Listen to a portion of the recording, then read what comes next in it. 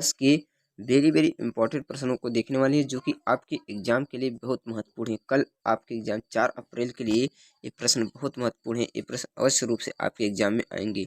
देखते हैं, पहला प्रश्न दिया है कि प्रतिस्थापन अपक्रिया क्या होती है। प्रतिस्थापन अपक्रिया यानी विस्थापन अपक्रिया किसे कहते हैं?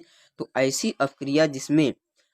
अपक्रिया जिसमें अधिक अपक्रियाशील के पदार्थ कम अपक्रियाशील वाले पदार्थ को यौगिक का अलग कर देते हैं, उसे विस्थापन अपक्रिया कहते हैं। यानी CuSO4 इक्वल टू FiSO4, ये जो Fi था Cu को विस्थापित करके अलग कर दिया, इसलिए यह विस्थापन अपक्रिया है। उस दूसरा है कि योगात्मक अपक्रिया। योगात्मक अपक्रिया को संकलन अपक्रिया के नाम से भी जाना जाता है। योगात्मक अपक्रिया को संकलन अपक्रिया भी कहते हैं। जब दो या दो से अधिक पदार्थ संयोग करके एक उत्पाद का निर्माण करते हैं तो ऐसी अपक्रिया को योगात्मक अपक्रिया कहते हैं। जैसे CaO यानी चूना की क्रिया जल में मिलाया जाता है तो बुझा चूना बन जाता है CaOH का ट्वाइस। क्या बनता है? CaOH का ट्वाइस, यह बुझा चूना हो गया।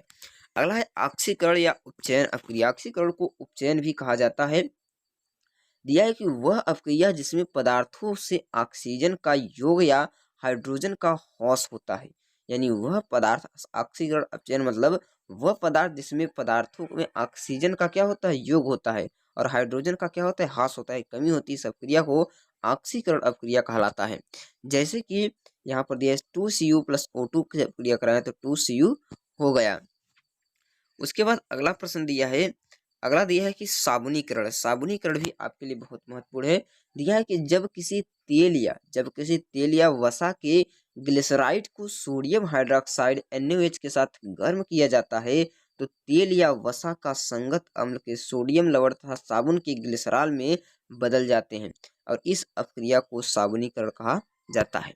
साबुनीकरण का मतलब होता है कि जब भी ग्लिसरॉल को सोडियम हाइड्रोक्साइड के साथ गर्म करते हैं तो क्या बनता है? साबुन बनता है, और ग्लिसरॉल बदल जाता है, इसी को साबुनीकरण कहा जाता है। जैसे कि यहाँ पर हमने ग्लिसराइड से क्रिया कराया है CH2O, इसका क्रिया 3NaOH से कराएं तो यहाँ पर साबुन और ग्लिसरॉल बन जाता है। क्या बनता है? साबुन और ग्लिसरॉल बन जाता है। जो ग्लिसरॉल होता है साबुनीकरण अभिक्रिया में ग्लिसरॉल जो होता है स उत्पाद के रूप में प्राप्त होता है। किसके रूप में? स उत्पाद के रूप में प्राप्त होता है। उसके बाद अगला क्वेश्चन है कि ऑक्सीकरण अपक्रिया क्या होती है। उदासीनीकरण अपक्रिया क्या होती है? उदासीनीकरण अपक्रिया जब किसी अम्ल तथा क्षार की अपक्रिया जल तथा लवण से करते हैं। यानी जब किसी अम्ल और क्षार की अपक्रिया किया जाता है तब क्या बनता है? जल एवं लवण बनता है। इसी अपक्रिया को उदासीनीकरण अपक्रिया कहते हैं। जैसे कि NaOH की क्रिया HCl से कहा गया, यानी जब क्षार की अपक्रिया अम्ल से करते हैं तो लवण और जल बन जाता है। जब क्षार की क्रिया अम्ल और लवण बनता है, क्षार की अपक्रिया किससे होता है? अम्ल से होता है। इस अपक्रिया को उदासीनीकरण अपक्रिया कहा जाता है। उसके बाद है स्टरीकरण। स्टरीकरण यह अपक्रिया जिसमें कार्बोक्सिलिक अम्ल अपक्रिया करके एस्टर बनाते हैं। यानी वह अपक्रिया जिसमें कार्बोक्सिलिक अम्ल एल्कोहल के साथ निर्जलीकरण की उपस्थिति में अपक्रिया कराने पर एस्टर बनाते हैं, इस अपक्रिया को स्टरीकरण कहा जाता है।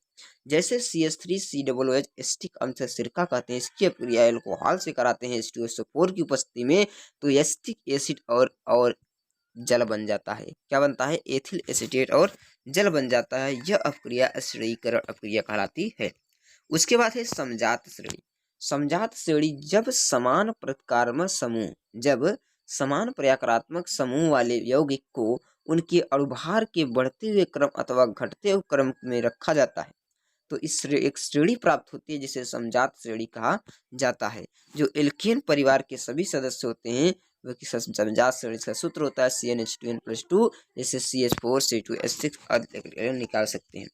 अगला है कि प्लास्टर ऑफ पेरिस बनाने की विधि, यानी POP बनाने की विधि भी आपके लिए बहुत महत्वपूर्ण है।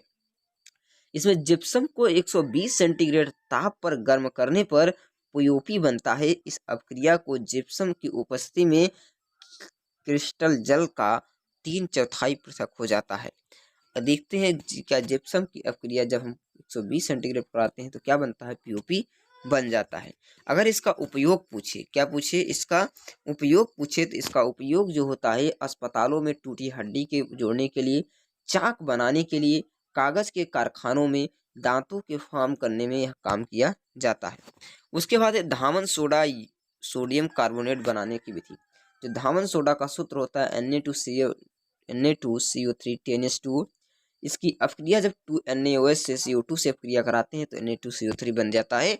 क्या बनाने की है विधि हो गई। उसके बाद यह है उपयोग क्या क्या है। इसके उपयोग की बात करें तो कठोर जल को मृदुजल करने में, कांच तथा कागज के साबुन के व्यवसाय में, baking powder, caustic soda, paint और सुहागा बनाने में और धातुओं के निष्कर्षण में किया जाता है। उसके बाद एक खाने का सोडा यानी जैसे बेकिंग सोडा, इसको कैसे बनाते हैं तो बेकिंग सोडा को रासायनिक नाम सोडियम बाइकार्बोनेट, सूत्र होता है NaSCO3। जब NaCl और H2O CO2 से NH3 से क्रिया कराते हैं तो क्या बनता है NaCO3। और जब कार्बोनेट यानी सोडियम कार्बोनेट की क्रिया जल और कार्बन डाइऑक्साइड में प्रवाहित किया जाता है तो क्या बन जाता है सोडियम बाइकार्बोनेट बन जाता है। इसका उपयोग पेट यानी अमाशय की अम्लता को दूर करने में, जब हमारे पेट में एसिडिटी हो जाती है तो उसको दूर करने में काम किया जाता है। आग को बुझाने में, शीतल पेय, सोडा वाटर, फ्रूट साल्ट बनाने में किया जाता है। प्रयोगशाला के में अभिकर्मक के रूप में भी इसका उपयोग किया जाता है। उसके बाद ये सभी केमिस्ट्री से, अगर फिजिक्स के अति महत्वपूर्ण प्रश्न देखेंगे, फिजिक्स में ये भी अति महत्वपूर्ण प्रश्न है दिया है कि दूर दृष्टि दोष अथवा निकट दृष्टि दोष से आप क्या समझते हैं, इसका निवारण कैसे किया जाता है।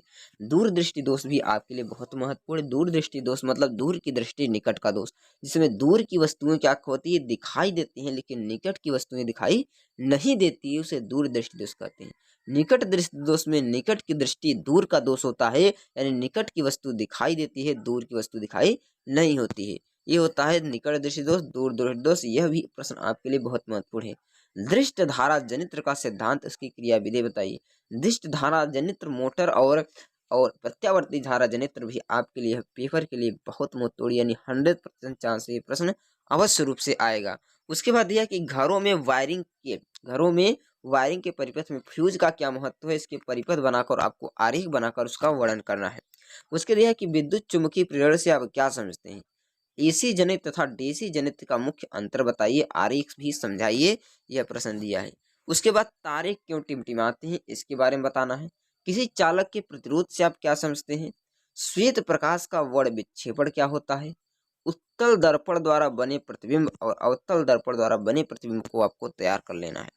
डायनमो का आपको सिद्धांत का सचित्र वर्णन भी करना है, यह भी आपके लिए बहुत महत्वपूर्ण प्रश्न है। ये प्रश्न आपके लिए बहुत महत्वपूर्ण है। इन्हीं प्रश्न में से अच्छी तरह से लगाते हैं तो आपको इन्हीं प्रश्नों में से आपको 30 से 35 नंबर अवश्य रूप से प्राप्त हो जाएंगे।